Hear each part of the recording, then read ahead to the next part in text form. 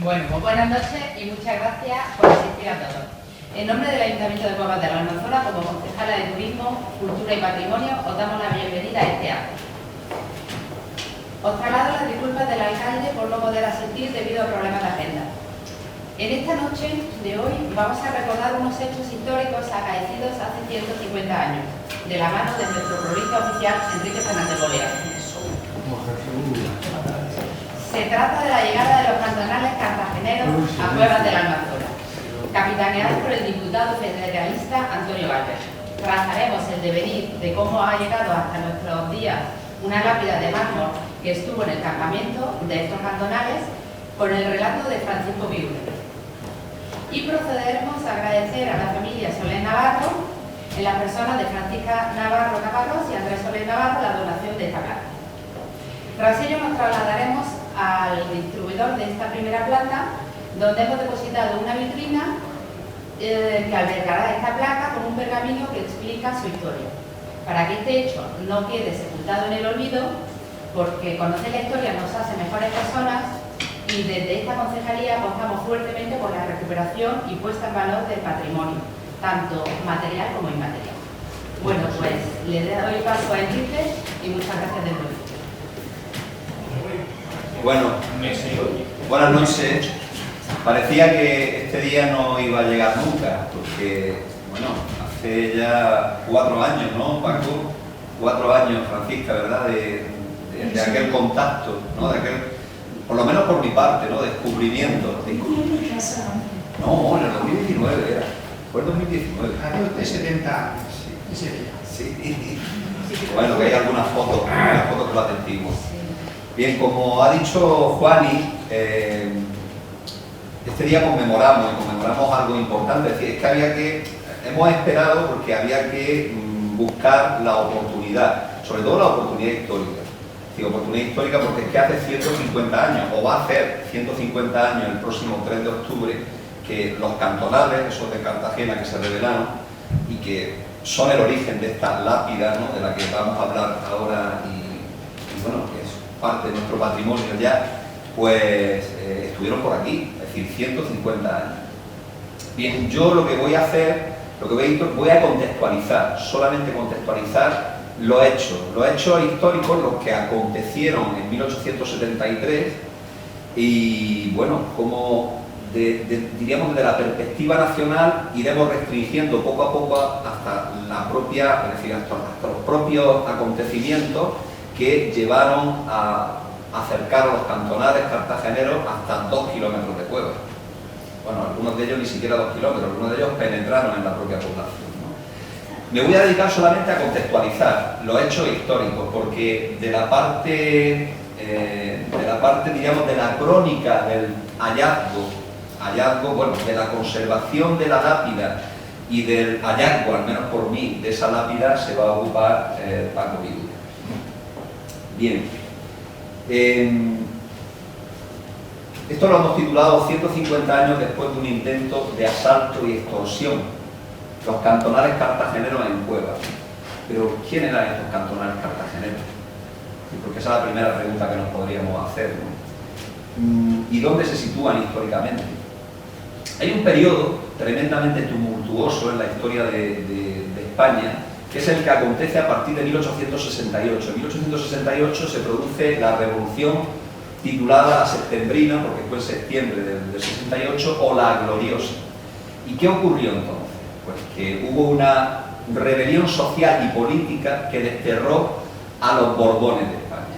Es decir, una dinastía que se había mantenido durante 2 siglos prácticamente fue eliminada, pero bueno, iba a ser eliminada por muy poco tiempo.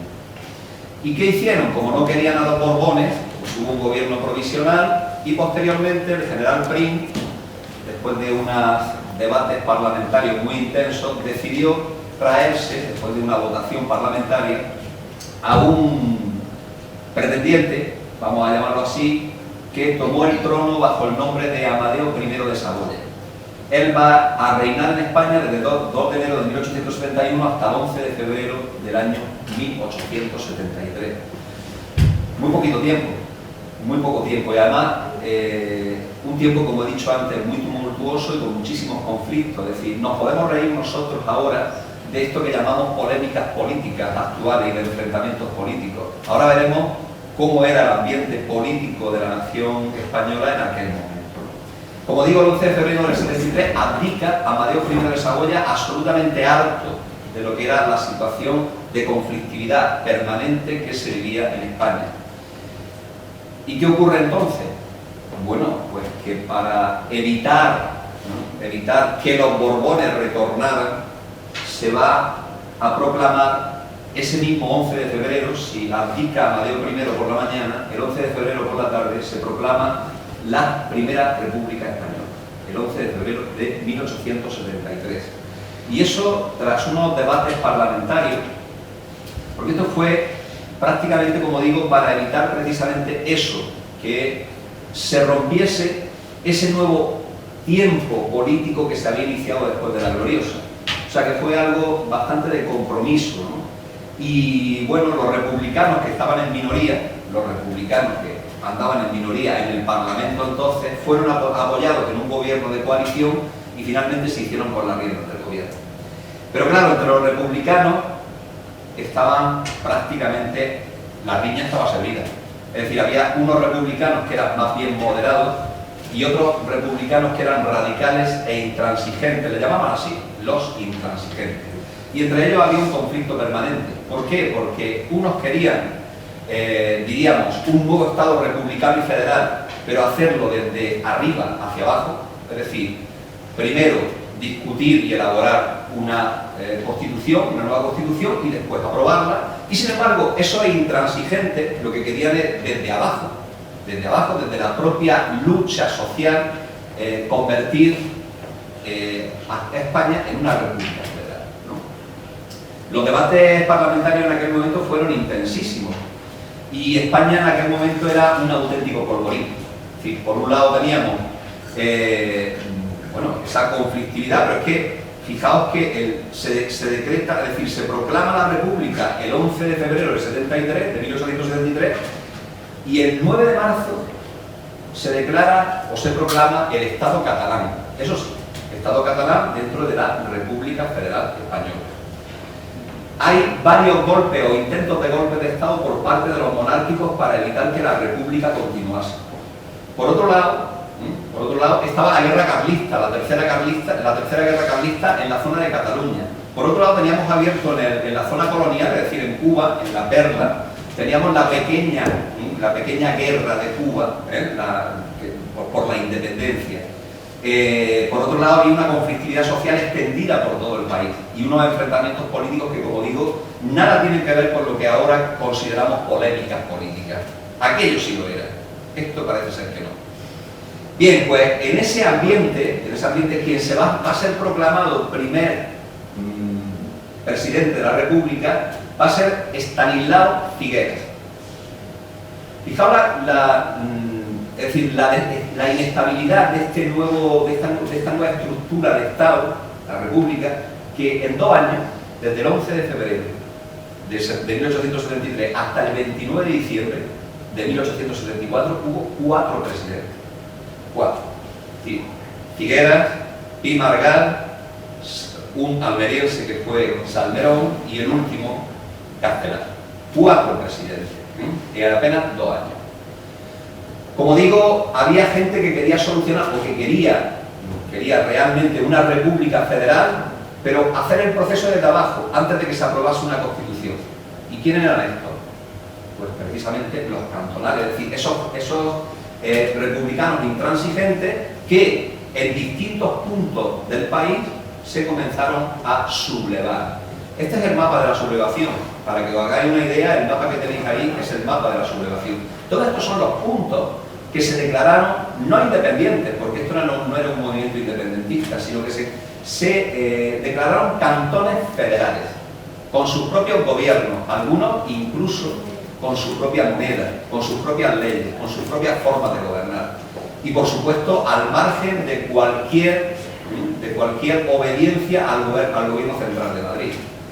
Bien, pero la mayor parte de esos de esas sublevaciones o insurrecciones cantonales fueron rápidamente aplastadas por el gobierno central. Rápidamente.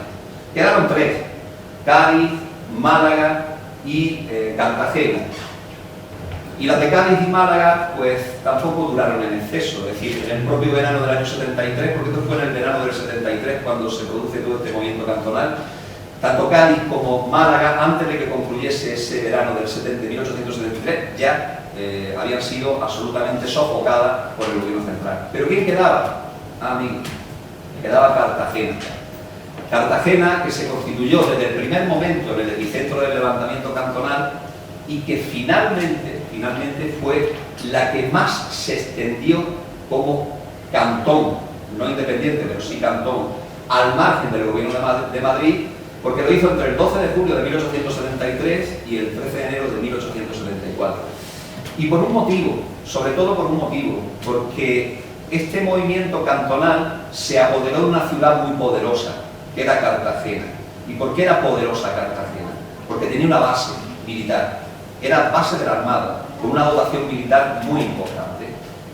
Bien, desde el primer momento los cantonales, incluso participando los propios soldados y la marinería, van a confraternizar con los voluntarios republicanos, que son los que van a lanzar todo este movimiento cantonal. Y lo que van a hacer desde el 12 de julio del 73 es tomar los puntos estratégicos de Cartagena y hacerse con el poder.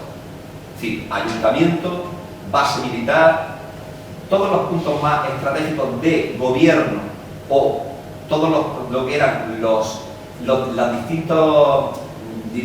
las distintas dependencias de la Armada fueron tomados por los cantonales, pero no de cualquier manera, con el apoyo de los soldados y de la marinería, es decir, del propio ejército. Y aquí van a destacar, comandando ese movimiento, dos personajes.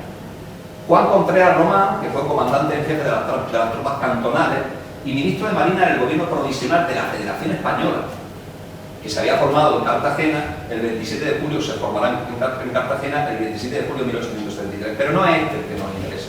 El que nos interesa es el de abajo. El de abajo se llamó Antonio Gálvez Arce. ¿Y quién era este hombre? Pues es uno de los diputados nacionales, de esos llamados intransigentes, que se va a venir a Cartagena y va a comandar la facción de los republicanos intransigentes en Cartagena y va a encabezar la sublevación cantonal de Cartagena. Tengamos en cuenta este personaje porque bueno, va a ser protagonista de los hechos que vamos a narrar después. Bien, en la base, el control de la escuadra fondeada en la base, esto va a ser también algo fundamental para entender qué va a suceder. Es decir, ¿por qué tenemos la lápida aquí ahora?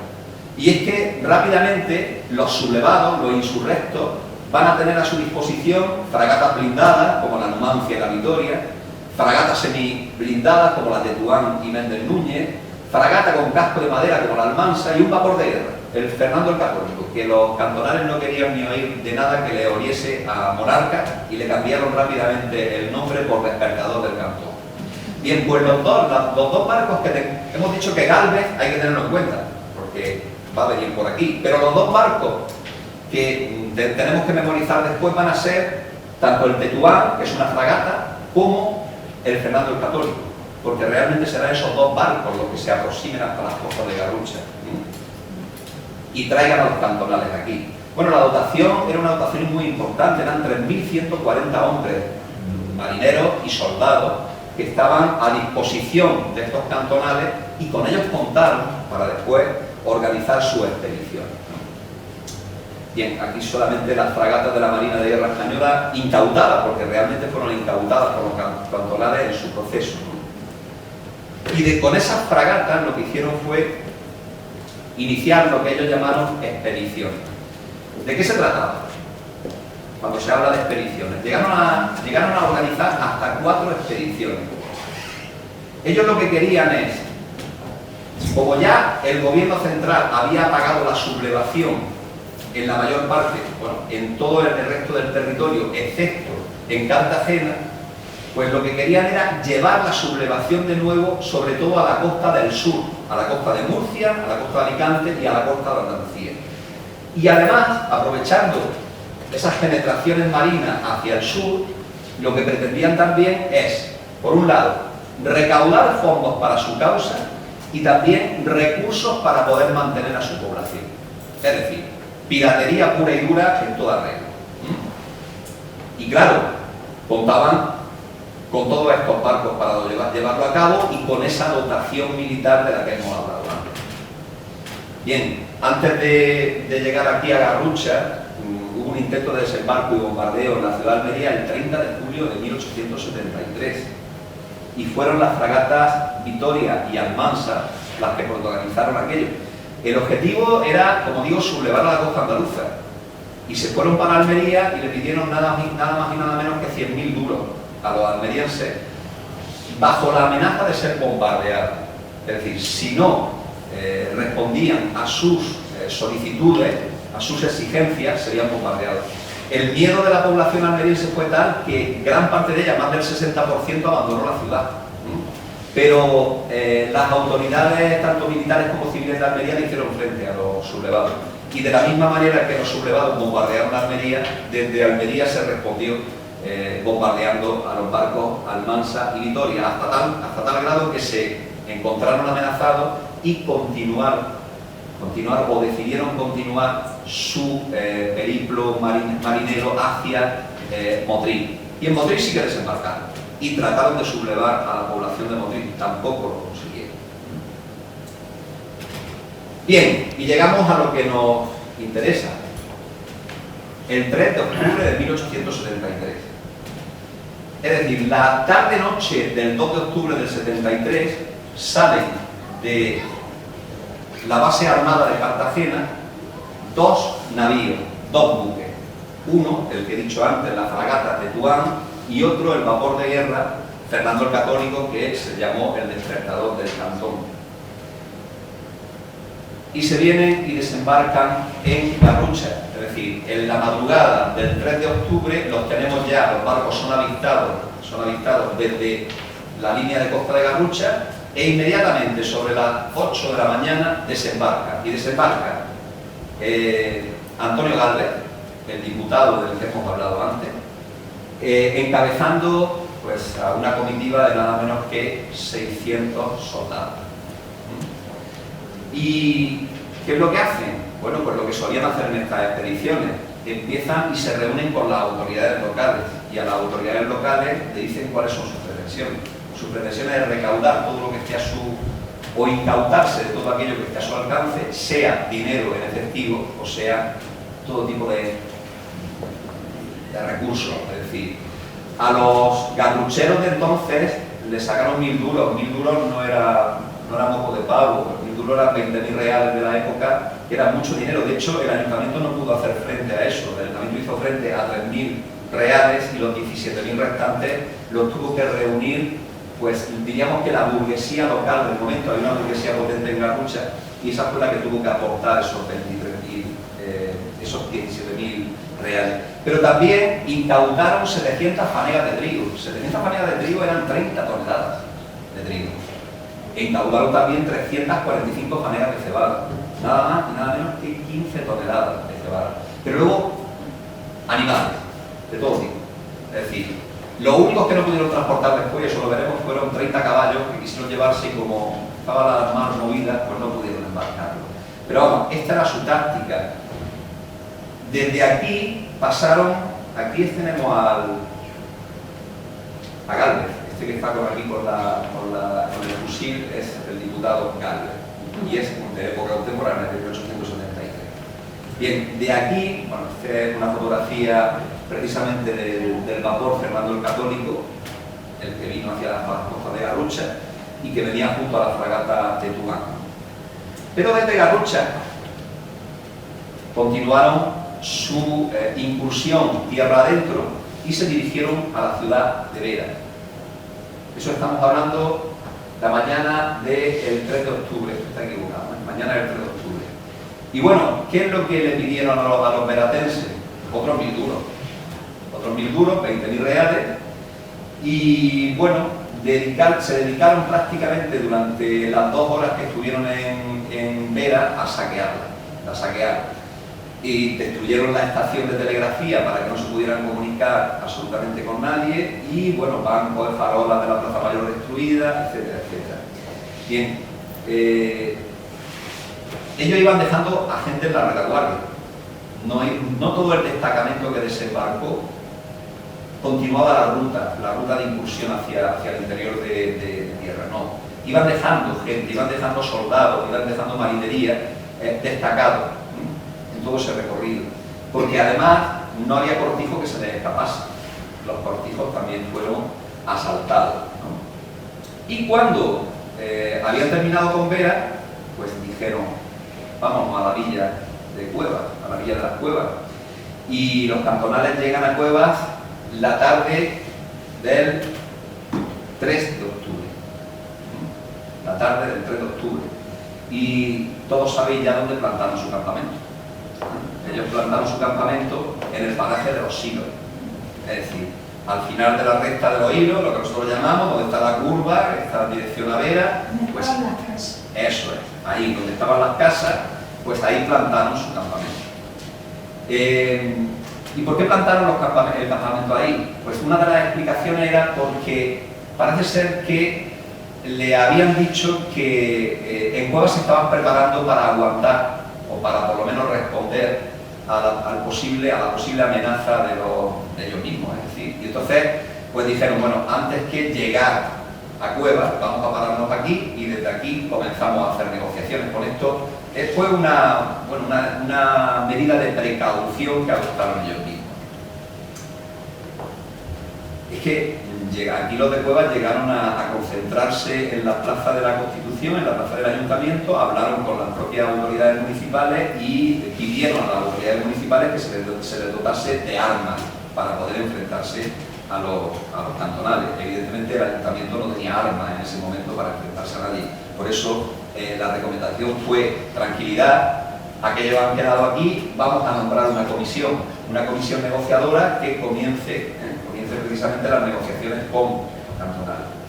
Y en esa comisión, nombrada por el Ayuntamiento para negociar con los cantonales, pues había 4 personas, no he conseguido la fotografía de la cuarta. 4 personas que fueron, bueno, pues 4 prebostes del momento, es decir, 4 personas importantes de la sociedad cuevana del momento, el caso de Andrés Soler Herraiz, que era entonces diputado provincial y que fue después presidente del sindicato de Sierra Negra, el sindicato del desagüe. En el caso de Andrés Pérez López, médico, era una persona, un baluarte social al que se le estimaba y sobre el que se depositaba muchísima confianza. Por eso le hizo nombramiento. Y otra de las personas que eran referencia en Cuevas en aquel momento, pues era Antonio María Bernabé Lentisco, que al año siguiente va a fundar el Minero de Almagrera, el periódico El Minero de Almagrera. Falta un tercero, que era Federico Jiménez, que no tengo la fotografía, pero que también era diputado provincial y por tanto lo incluyeron en esta comisión, ¿no? Bien, cuando ellos se trasladan a los hilos, se trasladan al campamento de Gálvez, a tratar o a hacer los primeros tratos, Gálvez le va a decir que inicialmente los cantonales le van a exigir que lo que pudieran reunir. No le exigieron demasiado, ¿no? Y entonces los cuevanos, de vuelta, hablaron con el alcalde y con el gobierno municipal y acordaron enviar 1000 duros de plata, 20.000 reales, y 1000 fanegas de trigo. Eso era, y pretendían con eso salvar la cuestión, es decir, con esto pagamos, se van, y aquí paz y mañana gloria, ¿no?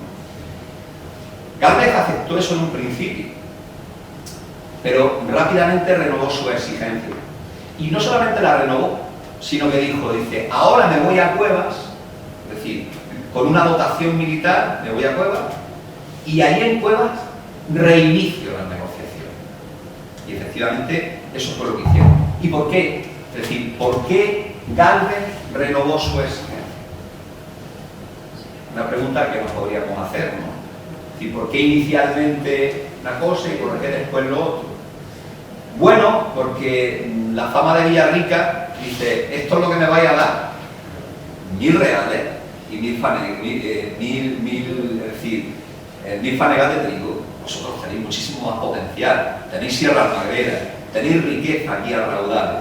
Por tanto, me parece ridículo lo que me habéis ofrecido, ¿no? Dice, claro, ante eso, pues él informó a la comisión que lo que quería era 25.000 reales, perdón, 25.000 duros. Es decir, estamos hablando de medio millón de reales, una cantidad en aquel momento verdaderamente desorbitada. Claro, en ese momento cuando la comisión le transmite al ayuntamiento que lo que Gálvez pretende es eso, pues dicen, no vamos a ser capaces de reunir esta cantidad. Y durante toda esa tarde-noche, cuando se retira Gálvez y se queda la comisión y ya se suma el resto del pueblo, sobre todo a las clases pudientes, que eran las que podían aportar dinero, pues en esa tarde y a lo largo de la madrugada, pues no logran superar los 2.000 duros, ¿no?, para llevárselos a Gálvez. En cualquier caso, y pese a todo, Gálvez, que era muy burócrata, ¿no?, en su forma, y es uno de los documentos que se preservaron en su momento, pero que ya está perdido, le firma un recibí a la comisión. Antes de retirarse, le firma un recibí y les dice: como comisionados de la Junta Soberana de Cartagena, hemos recibido, es decir, cuando le pagan los 2.000 reales, en calidad de empréstito y a cuenta de mayor suma contratada de 25.000 duros, 40.000 reales, es decir, 2.000 duros, cuyo contrato con el ayuntamiento de la ciudad de Cuevas fina mañana a las 3 de la tarde. Fina mañana a las 3 de la tarde. Y para que conste, le damos la presente en Cuevas a 3 de octubre de 1873. Los delegados Antonio de la Calle, Manuel Mora y Antonio Gálvez Arz, rubricado.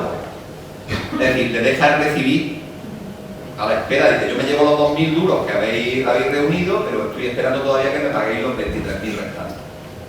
Bueno, pues, ¿qué pasó al día siguiente? ¿Le llevaron los 23.000 duros o no se los llevaron? Hay por ahí, hay dos finales distintos, fijaos, dos finales completamente distintos y escritos por el mismo autor. Es decir, un autor que está muy cercano a los hechos y que seguramente, aunque él no los viviese, sí se los relataron personas que lo habían vivido en primera persona. Estoy hablando de Miguel Flores González Grano de Oro, que fue cronista oficial de Cuevas y de Garrucha.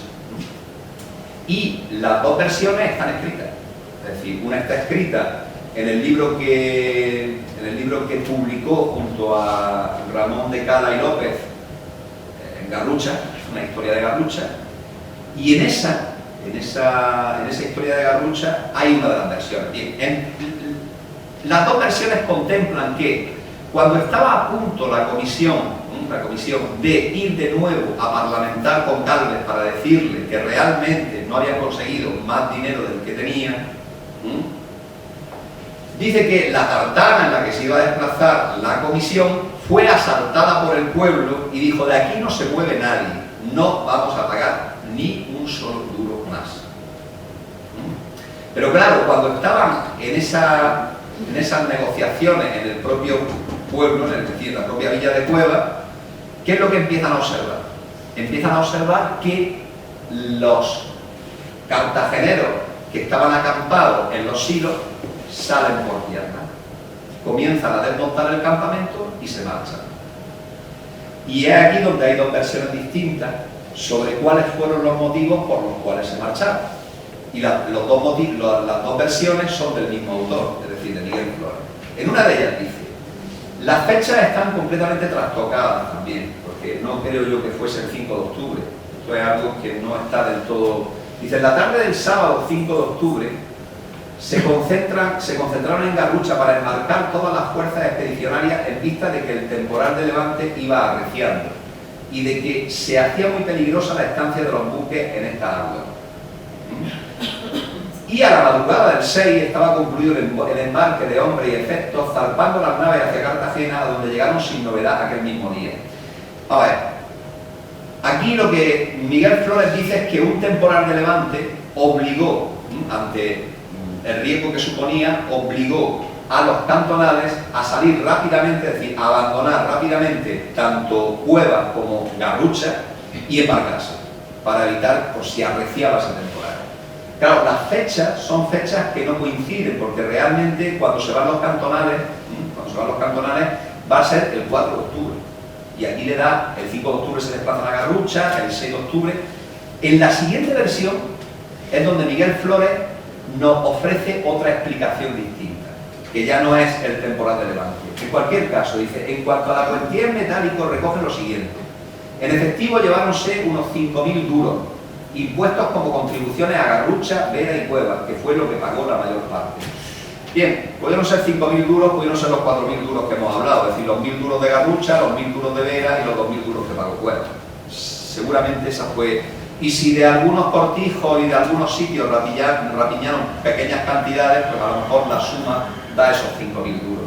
Pero la siguiente versión, que es la que publica en el año 32 el propio Miguel Flores en El Censor, en un artículo que tituló El Cantón Murciano, Historia de la Primera República, dice lo siguiente: ¿y cuál no sería la sorpresa del vecindario y autoridades, se refiere a los de Cueva, cuando se divisó que la columna desaparecía más que deprisa del campamento, la columna de los cantonales, y 2 horas después se vieron los focos de la armada que cruzaban por la boca del río encaminándose a todo vapor en dirección a Cartagena?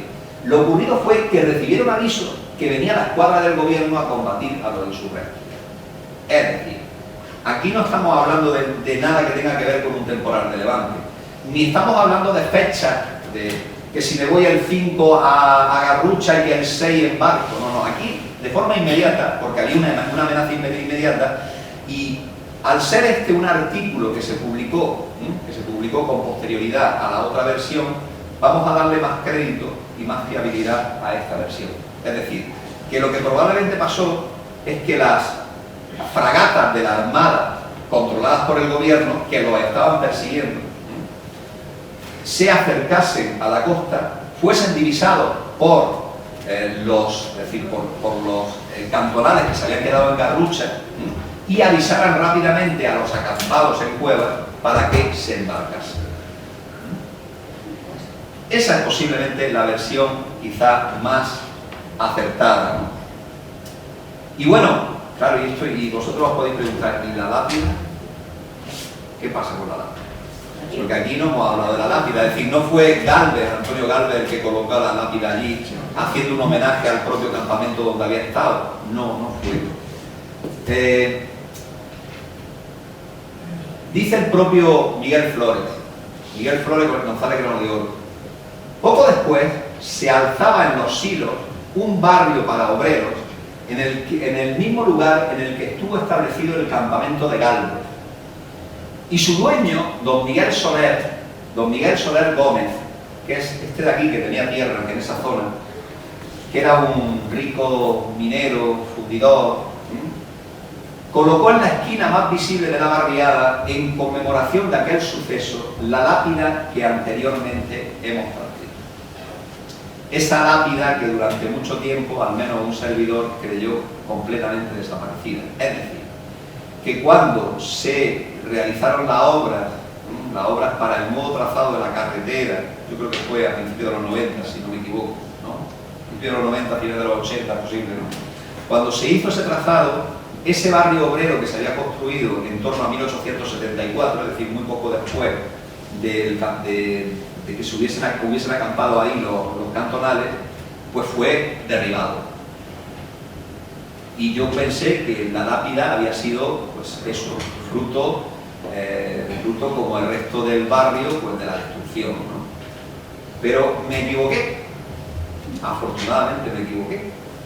Y esa lápida, que yo la imaginaba, por lo que había descrito Miguel Flores, González Grano de Oro, pues resulta que tenía toda una entidad real, que es la que ahora mismo, es decir, conservamos.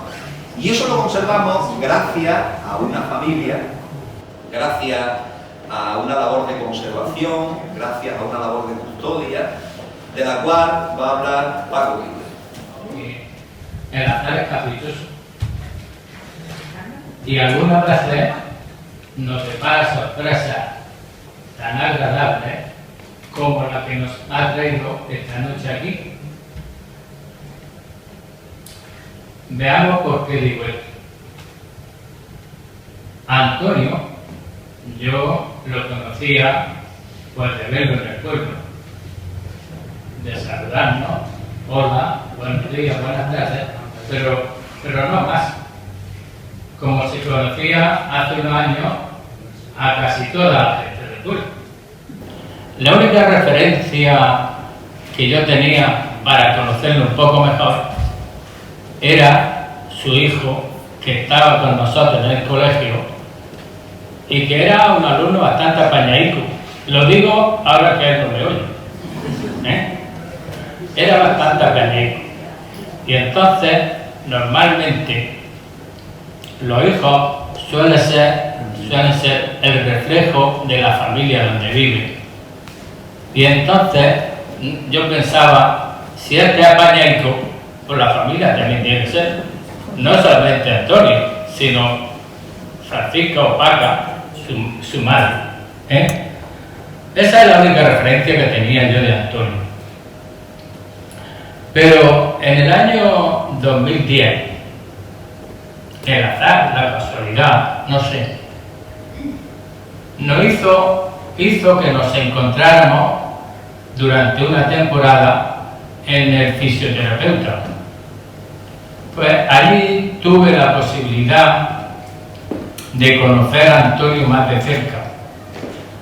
Y la imagen que yo tenía, la buena imagen que tenía de Antonio, fui acrecentándola a medida de que hablaba con él.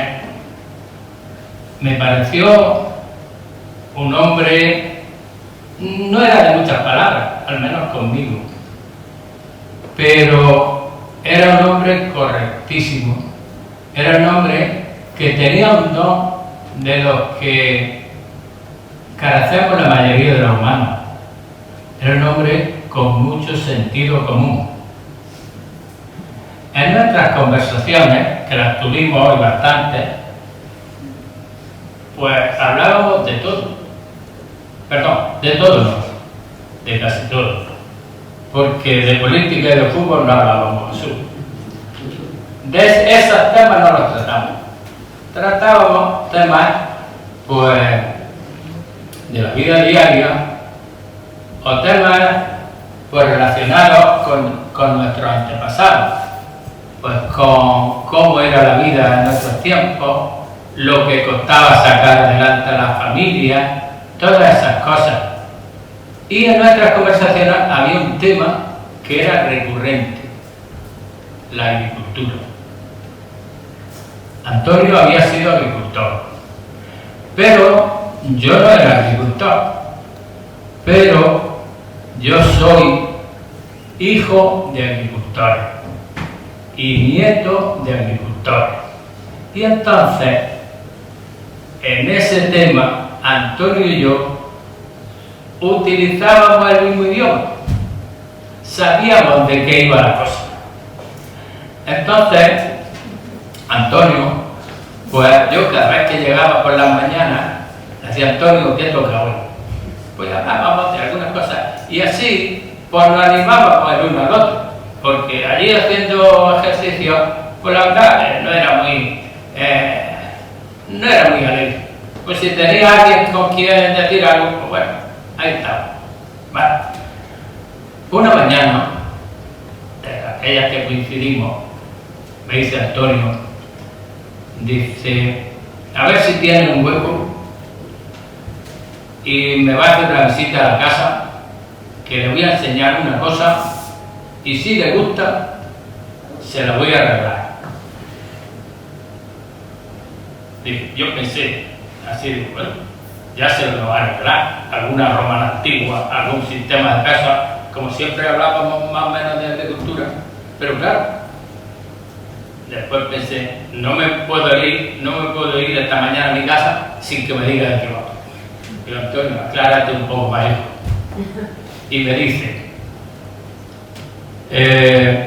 se la voy a regalar, dice, porque en sus manos va a ser de más utilidad que las mías. Digo, pues me dejas, pero claro, me dice que, y entonces dice: tengo en mi casa la lápida de cuando estuvo el campamento Galvez en la recta de los Silos. me quedé con el ojo aguado, porque yo no esperaba que nuestro amigo Antonio saliera por ahí. Y entonces le digo: Antonio, mira, el tema me interesa y mucho, porque yo, aunque él sabía que yo daba clases de historia en el instituto, porque como he dicho antes, en el pueblo nos conocemos todos. Y le dije: mira, Antonio, el tema me interesa y mucho, digo, pero hasta que las ruedas no se pongan en condiciones no puedo ir. La rueda era la pierna izquierda, que me había operado la rodilla.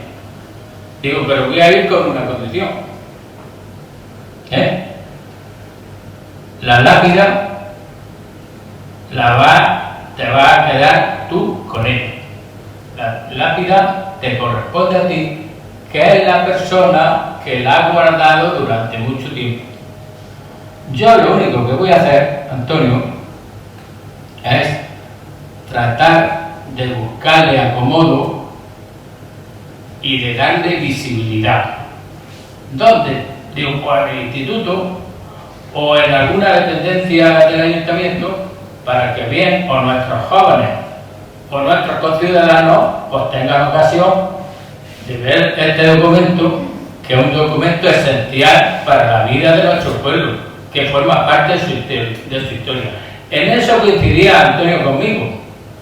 Antonio era un entusiasta de su pueblo, un enamorado de su pueblo. Cuando hablaba de su pueblo, se le llenaba la boca, se le notaba a las primeras de cambio. Además, tenía una preocupación de que los jóvenes conocieran nuestra historia, porque decía: Paco, las cosas que se conocen se quieren, las cosas que cuesta trabajo conseguir se valoran, y nuestros jóvenes debieran ser partícipes de todo esto que nosotros hablamos. En eso coincidíamos plenamente. Bueno, así se quedó nuestro acuerdo tácito de que yo iba a ir a su casa y de que íbamos a poner en marcha lo de la lápida. Desafortunadamente, los planes que nosotros teníamos marcados pues no se pudieron cumplir, porque Antonio, como digo, murió al poco tiempo. Yo me jubilé también al año siguiente, a los 2 años, y la verdad, esa circunstancia me hizo que yo perdiera la ilusión de llevar lápida a ponerla en ningún sitio. Y así estuvo la cosa unos años. Pero aquí nuestro cronista oficial, pues en el año 2019 tiene la feliz idea de sacar una serie de artículos sobre historia local que no conoce casi nadie, titulado Crónicas Cuevenses. Esos artículos, de esos artículos nos hemos nutrido todos los que estamos aquí y muchísima gente más. Yo, que soy un asiduo lector de esos artículos, pues siempre veo en ellos las dos características que definen el sello de calidad del autor. Una, no se me olvida nunca, el rigor metodológico con que lo hace, que resiste cualquier análisis académico. Ojo, son artículos de índole divulgativa, que hay que subrayar. Y la otra característica que distingue a esos artículos, Enrique, no sé si te gusta, pero tengo que decirlo, porque lo siento así. La otra característica es la elegancia literaria que le imprime, hasta tal punto de que no solamente nos enseña historia y nos entretiene, sino va más allá, nos deleita con sus escritos. Claro,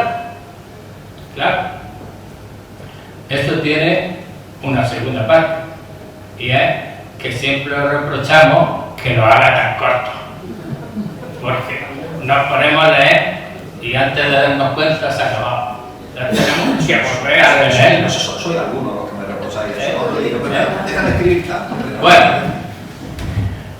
esa es la realidad. Entonces, pues, os voy a contar cuál es mi modo operandi en el día a día. Yo todas las noches, después de cenar, tarde noche, pues cojo mi tablet y digo, bueno, vamos a leernos la prensa de mañana a ver qué pasa. Vamos a leernos la prensa local y vamos a chafardear un poco a ver cómo está el pueblo.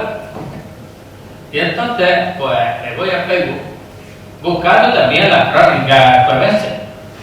Y una noche, creo que fue, si la memoria no me falla, que ya no la tengo muy fina, una noche, el 8 de julio del 19, de 2019, leo, en la crónica cuevense, leo, pues, los 500.000 reales que los cantonales no se llevaron y una lápida desaparecida.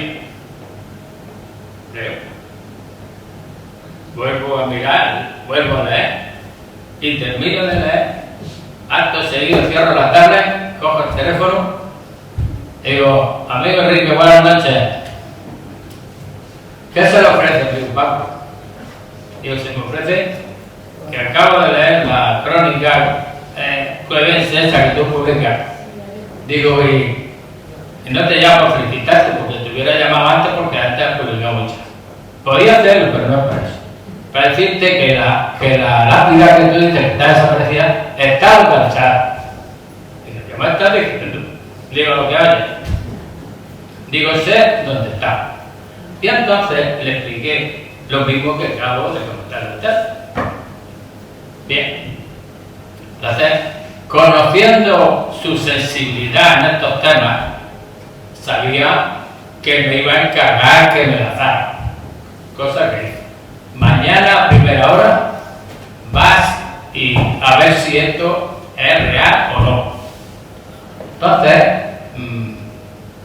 yo le dije, mira, Enrique, esto te garantizo yo que está la lápida en la casa de la familia Antonio. Digo, porque conociendo a Antonio y conociendo a su familia, no se le iba a ocurrir. Digo, si no ha ocurrido algo rarísimo, alguna hecatombe, la lápida está allí.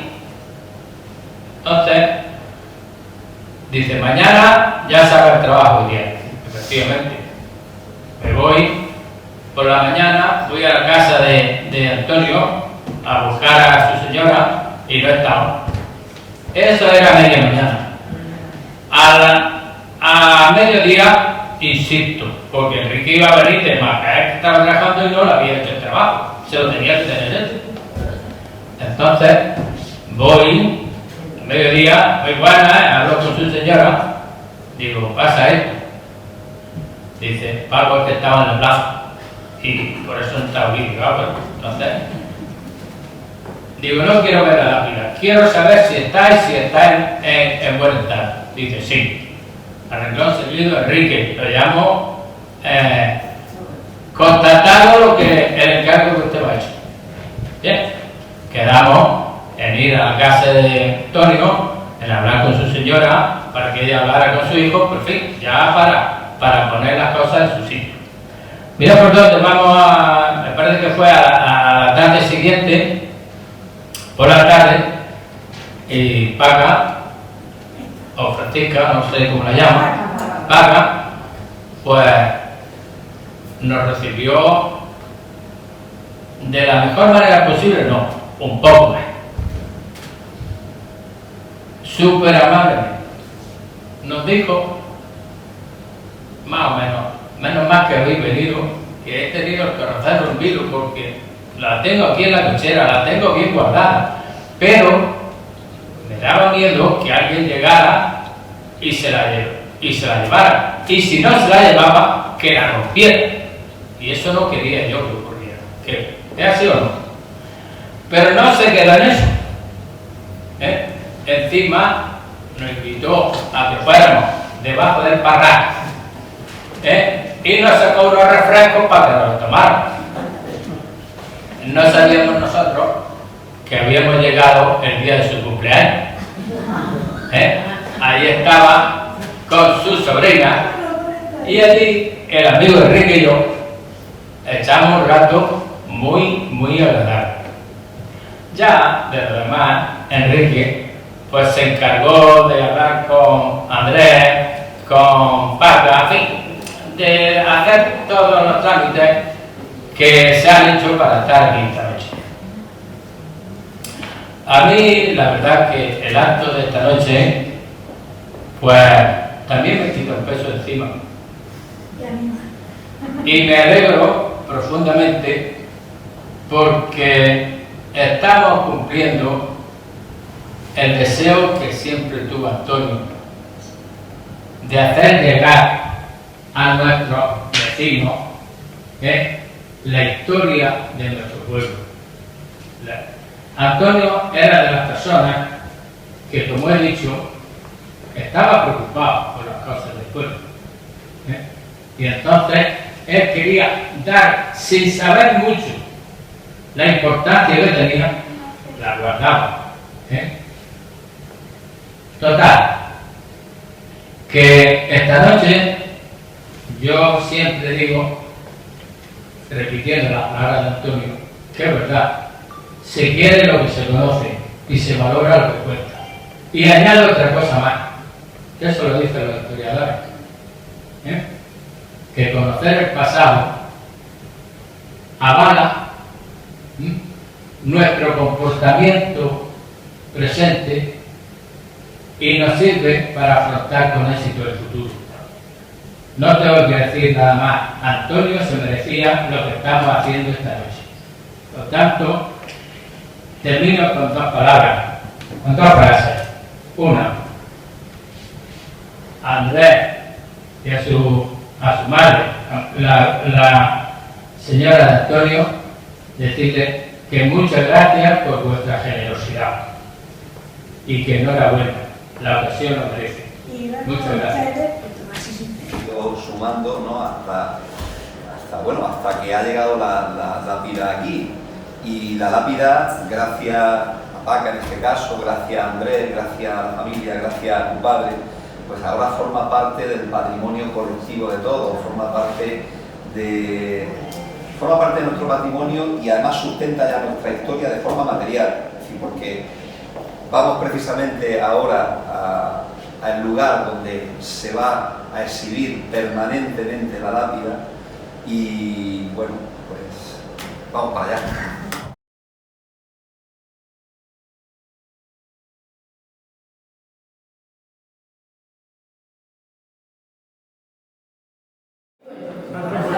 ¿Será cuál? Hay todo impaciente.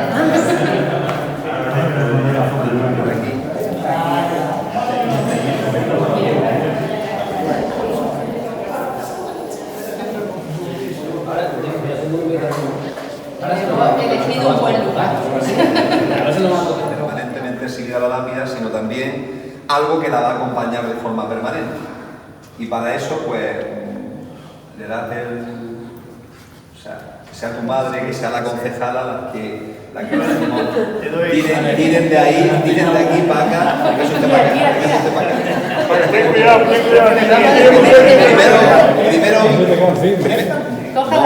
Primero vamos a tirar, ahora él lo hará de abajo, Pedro. ¿Qué se tira Sí, para abajo? para abajo, hacia abajo. Venga. Venga, la nada. Al otro nieto.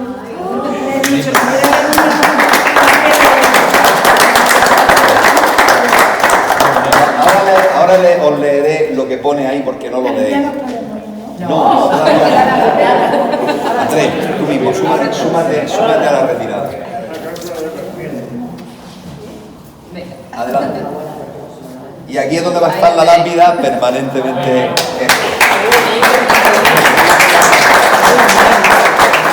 Un tesoro de nuestro patrimonio.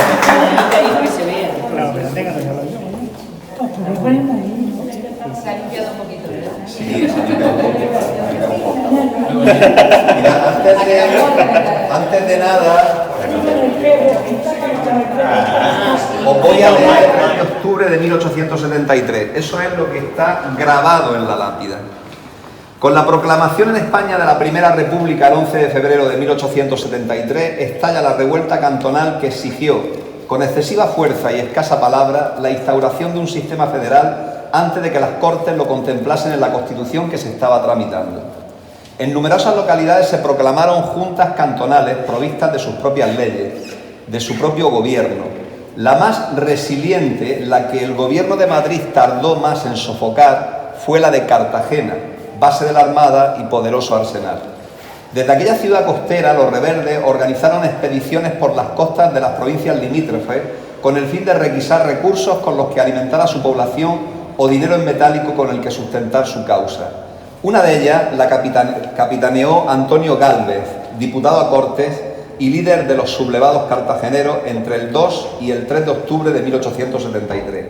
La escuadra cantonal, que transportaba a unos 400 rebeldes, desembarcó en la playa de Garrucha, rapiñó todo lo que encontró tanto en esta localidad como en la vecina ciudad de Vera y prosiguió hasta detenerse a unos 2 kilómetros de la villa de Cuevas, en el paraje de Los Silos. Establecido allí el campamento, el municipio decidió nombrar a una comisión encargada de conferenciar con los de Gálvez. A su retorno, informó al ayuntamiento de que en principio solo les exigían lo que buenamente pudieran reunir, sin precisar cantidades. Acordaron enviar 1000 duros de plata y 1000 fanegas de trigo. Gálvez aceptó, pero consciente de la buena coyuntura económica de la localidad, de inmediato elevó su exigencia hasta los 25.000 duros en metálico. Conocidas las abusivas condiciones, se decidió que el cabecilla Gálvez se acercase hasta Cuevas para negociar. Pasadas las 8 de la noche del 3 de octubre se marchó el cantonal a su campamento, no sin llevarse consigo 2000 duros más y el compromiso de que los restantes se le debían abonar en breve plazo, ya que de lo contrario asaltaría la localidad.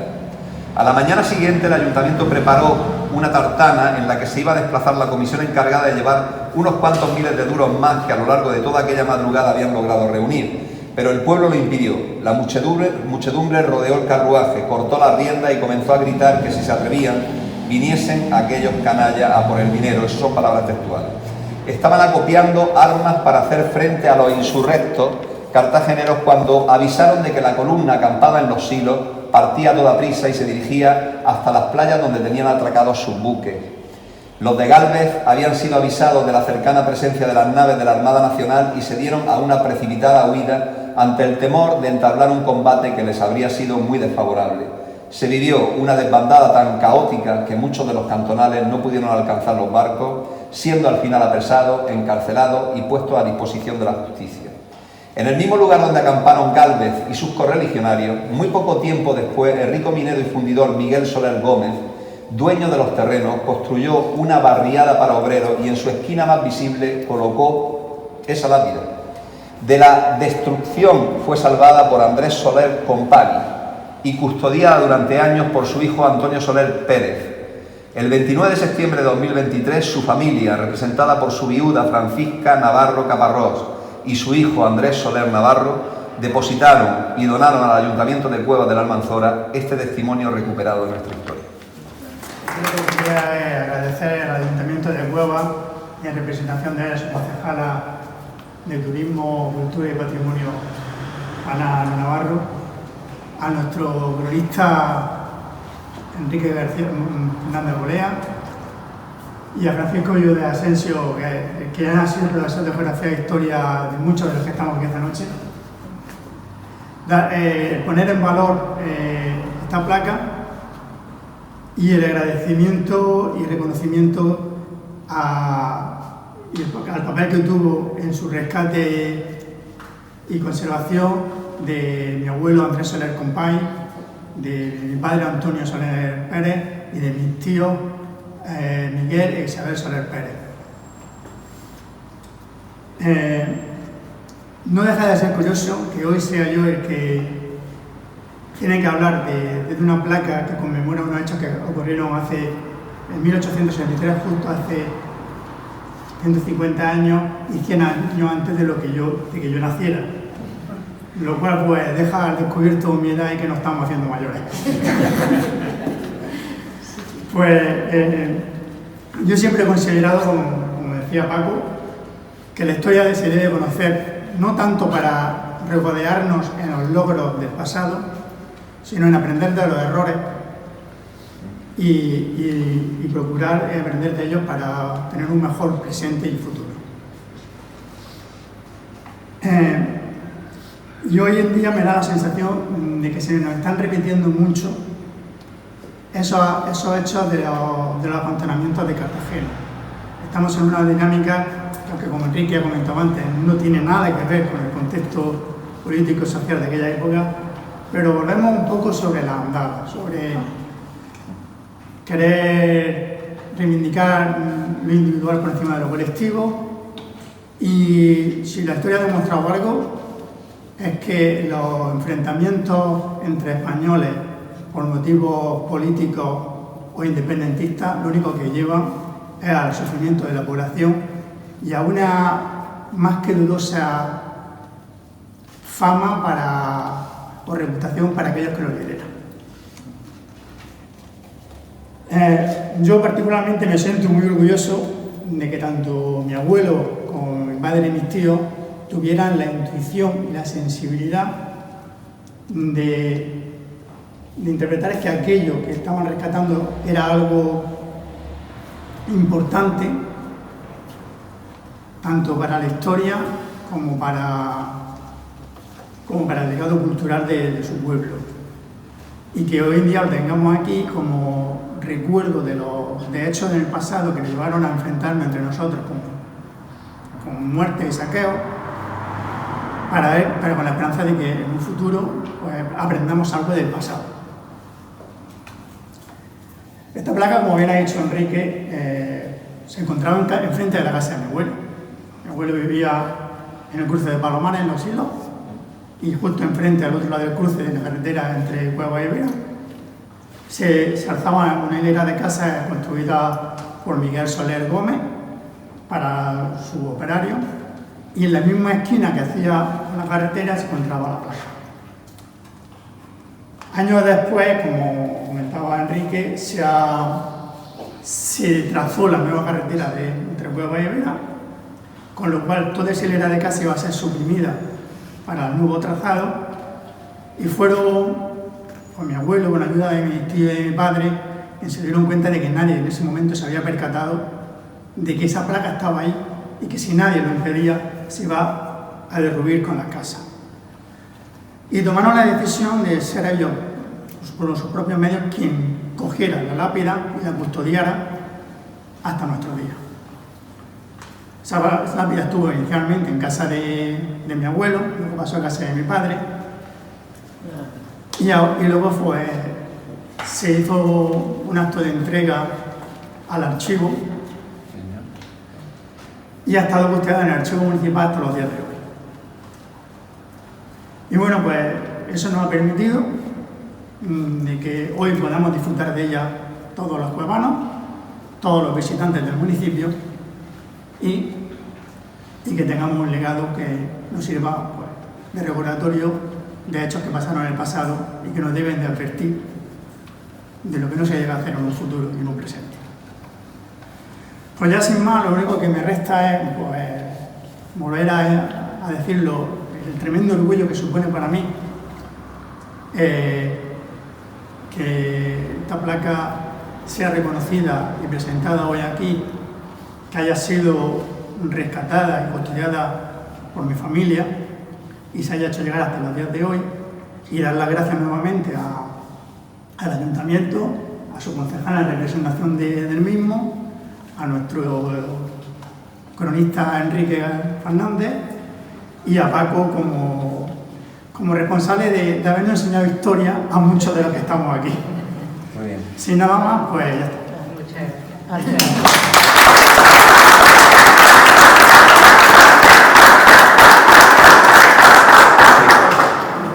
Aquí además va a estar visible, va a estar muy frecuentada, seguramente la gente se va a acercar por curiosidad a ella porque esto es un lugar de mucho tránsito de personas. Con lo cual yo creo que la hemos colocado en el lugar idóneo. Muy bien. Queremos tener con vosotros un pequeño detalle. Así